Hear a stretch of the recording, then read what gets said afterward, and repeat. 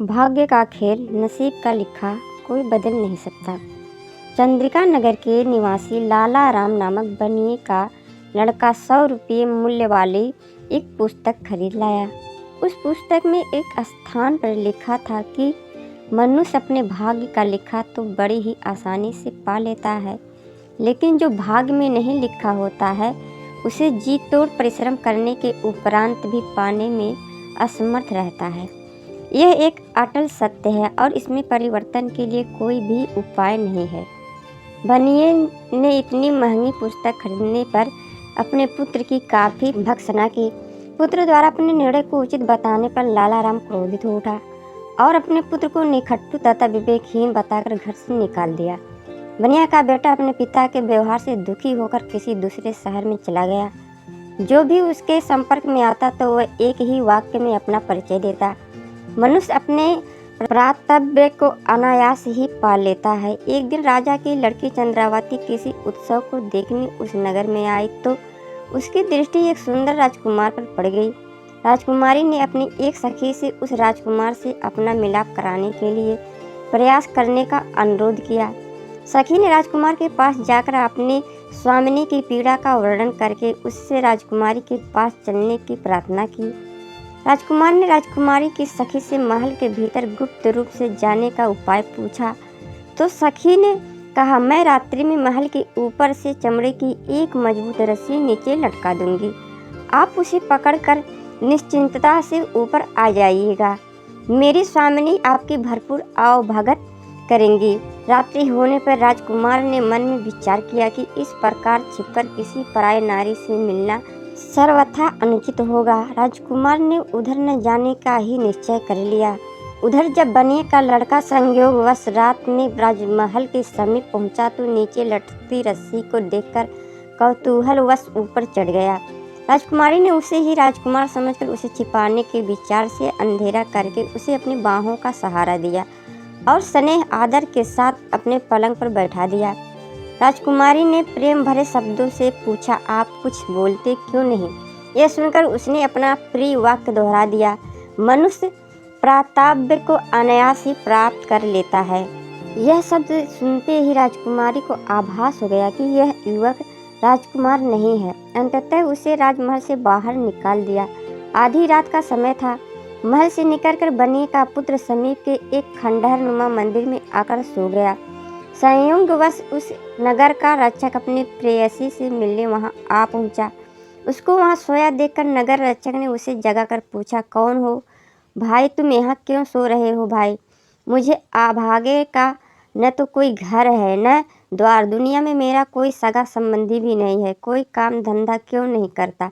नगर रक्षक ने सख्त लहजे में पूछा, कोई कितना भी परिश्रम क्यों न करे, मनुष्य प्राप्तव्य को अनायास ही प्राप्त कर लेता है।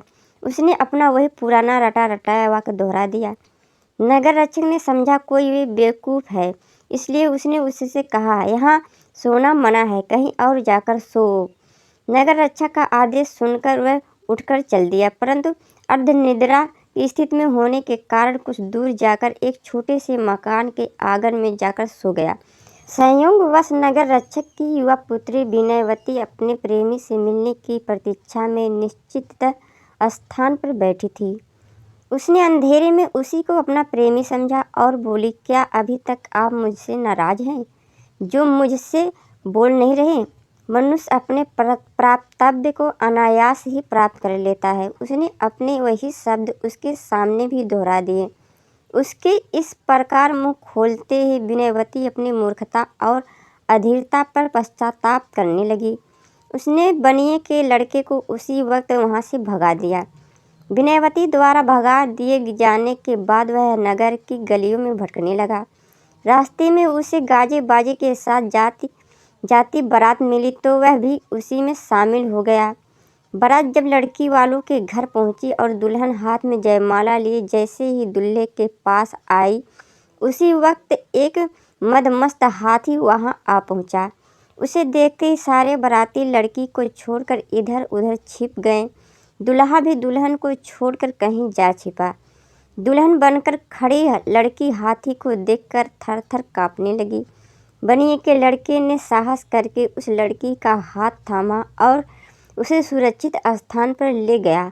हाथी के चले जाने के बाद सारे बाराती और दूल्हा एक जगह इकट्ठे हुए। लड़के वालों ने लड़की के व्यवहार पर आपत्ति करते हुए कहा, तुम्हारी लड़की गैर मर्द को स्पर्श कर चुकी है, आप लोग कैसी बात कर रहे हैं। लड़की के पिता ने वर पक्ष वालों के हाथ जोड़ते हुए कहा। तभी दुल्हन बनी निरपराध लड़की आगे बढ़ी और बोली, मुझे मौत के मुंह में धकेल कर केवल अपने प्राणों की चिंता करने वाला मेरा पति होने के योग्य ही नहीं है। मैं स्वयं उससे शादी करने के लिए तैयार नहीं हूँ। बेटी, यह तू क्या कह रही है? लड़की का पिता घबरा कर बोला, मैं ठीक कह रही हूँ पिताजी। संकट में साथ निभाने वाले और अपने प्राणों को संकट में डालकर मेरी रक्षा करने वाले इस युवक से ही मैं विवाह करूँगी। इस वाद विवाद में सुबह हो गई। संयोगवश राजकुमारी और नगर रक्षक की पुत्री विनयवती भी वहाँ आ पहुँची। लोगों से सूचना पाकर राज प्रमुख भी वहाँ आ पहुँचा। राज प्रमुख ने बनिए के लड़के से पूछा, कौन हो तुम बेटे? मनुष्य अपने प्राप्तव्य को अनायास ही प्राप्त कर लेता है। उसने एक बार फिर अपने वही शब्द दोहरा दिए। इस वाक्य को सुनते ही राजकुमारी के मुंह से निकल पड़ा, विधाता भी उसे रोक नहीं सकता। उधर विनयवती भी अपने आप पर संयम खो बैठी और कहने लगी, मुझे न अपने किए पर दुख है और न ही आश्चर्य। राजा और नगर रक्षक को अपनी अपनी पुत्रियों के मुंह खोलने पर काफ़ी हैरानी हुई।